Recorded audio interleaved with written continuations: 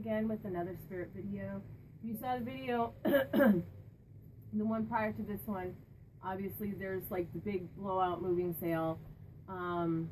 So the videos that are coming out today and over the next few days, all of these are going to be part of that sale. It doesn't matter if it's a ring or if it's a vessel. This is still part of that buy two get one free sale.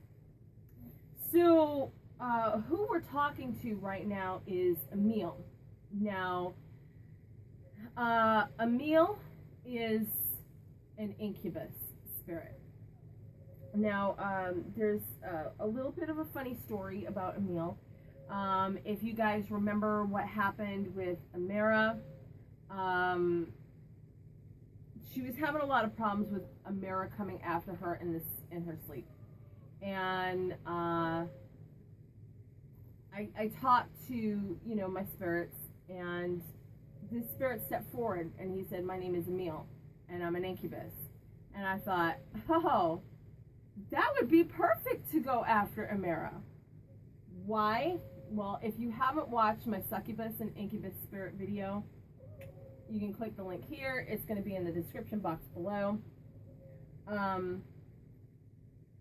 So what they actually do, just the short version, is they feed off the energy they create through giving you a sexual experience.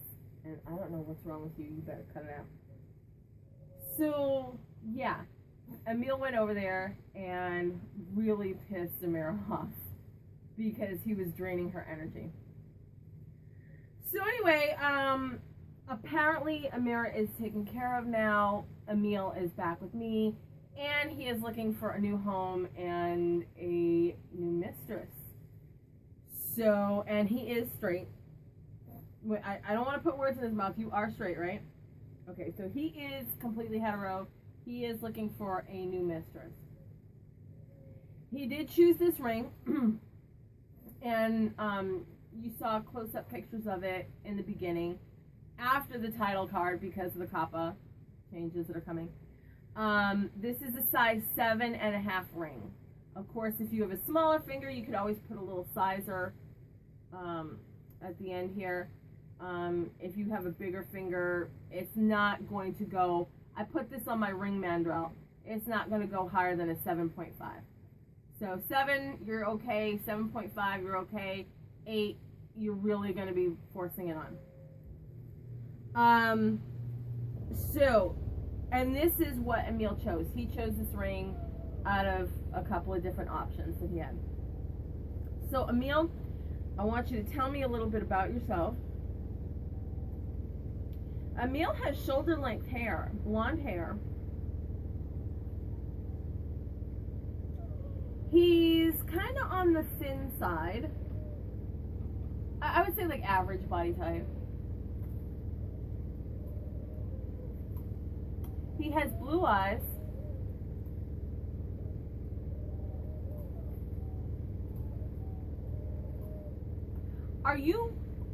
He's not dressed like a peasant, but he's not dressed like nobility.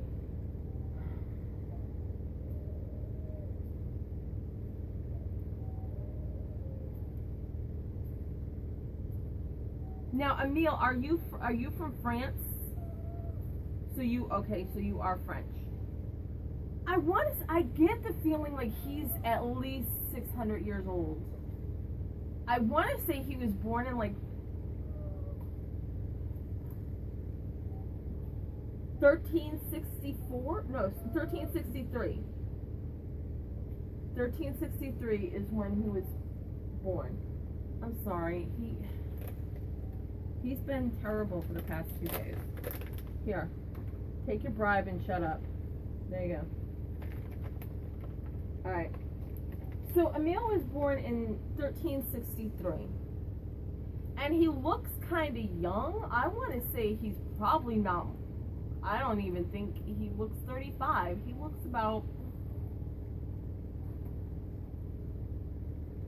31, in between 31 to 33. You're 33? Okay.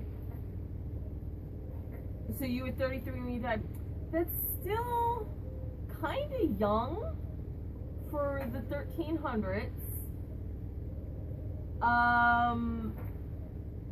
What did we have going on? Plague, famine, floods,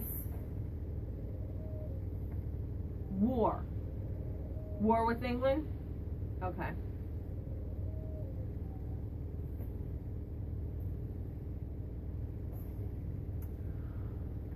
Okay, so that's why you look the way you do. So he would be considered, like in England, they would refer to him as a squire, kind of like a page for one of the local lords. And remember, in England and in France, there were dukedoms, baronies, where they would have to obviously report to the king or the queen, but in their own little fiefshire, they controlled all this land and basically controlled all the peasants that lived on that land, that worked on that land. The peasants that lived and worked on that land, they didn't own it, so they worked for the landowner, which was some form of nobility. And basically most of what they earned went to that noble person, which is why they kept getting richer and the peasants were kept down, because they weren't allowed to own land. So the reason why he looks the way he does, and the merchants, which is called the middle class back then, the merchant class really hadn't expanded so much as it did in the 1400s, the 1500s, where, and especially once you got into like the 1700s, when we started getting into the Industrial Revolution. And we did actually start back then because we had powered mills and all that stuff. So it was becoming the Industrial Revolution. But we weren't at that point yet. So the middle class didn't start to emerge until around like the time of the Tudors. Merchantmen, mostly seafaring men, like ship captains that may have owned their own mercantile, they were the ones that were getting richer, but peasants still, you know, way up until like almost the 1800s. Nothing had changed for like 700, 800 years or more.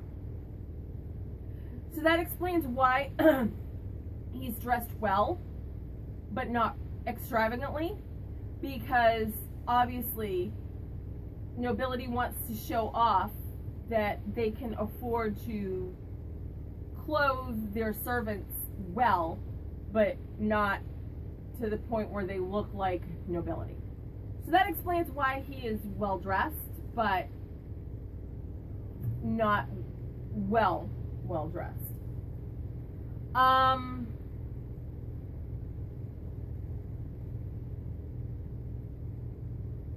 So you lived in the Bourgogne region of France?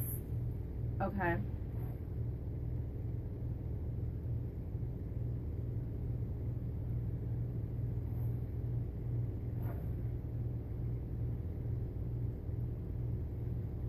He was killed in France. The English were over in France and they killed him. Well, he was part of a battle and he was killed in battle.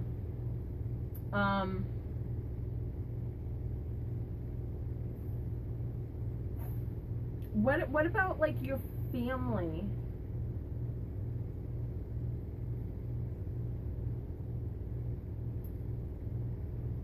He doesn't really want to.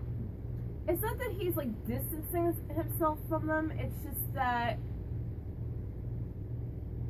he didn't really know them very well, because if you didn't know, children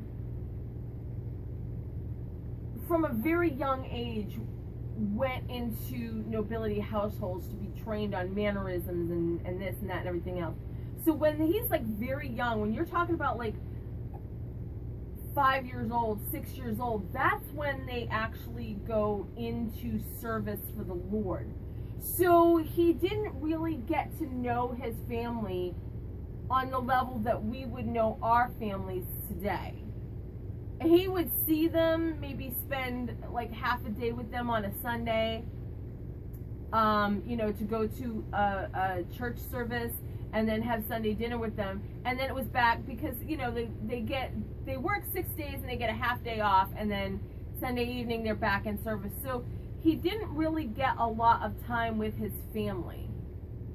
And of course, you know, the adults had more important things to do than kind of like listen to children, so he didn't, you know, they didn't ask him, hey, how was your day? What did you do for the Lord? Da da da da, you know.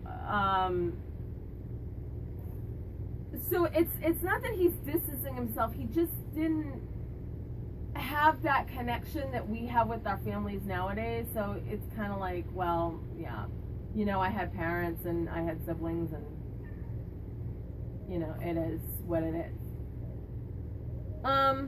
Did you ever have a wife? No, he didn't. Lovers? he's sitting over here. He's like, yeah, duh. Okay. Is that what spurns you to become an incubus spirit? He loves sex. I don't know if he's like a nymphomaniac, but he loves sex. He would, like, if he could have, he would have spent like all day, every day, just banging the hell out of your hand flaps. He's just, yeah. Okay.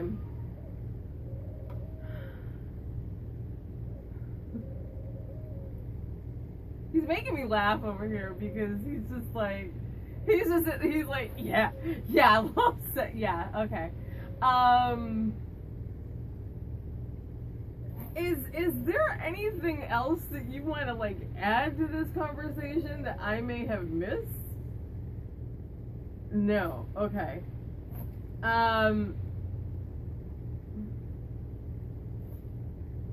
So this is what you would prefer, to get your energy this way, than if I put you like in, so you don't even want me to energize this ring. You just want to be bonded with it. Okay, so I'm telling you. Now I have had incubi and succubi come to me in the past, and I have bonded them with objects. These objects were energized. So they could have all the energy they needed, and if you invited them to be like, hey, if you want to try something, you know, okay, whatever. They didn't need to get their energy. He needs to get his energy, because he's only going to be bonded with this ring. It's not going to be energized. So he's going to need to get his energy through the sexual experience. So I am giving you a big heads up. All the single ladies, put a ring on it. So, I guess that's it from Emile and myself, because he really doesn't have anything else that he wants to impart. Except that he's a horn dog. And I guess that's going to do it for us here. I'm just going to kind of scooch this way a bit. You stay where you are. And I will see you guys in the very next video. Thank you guys for watching.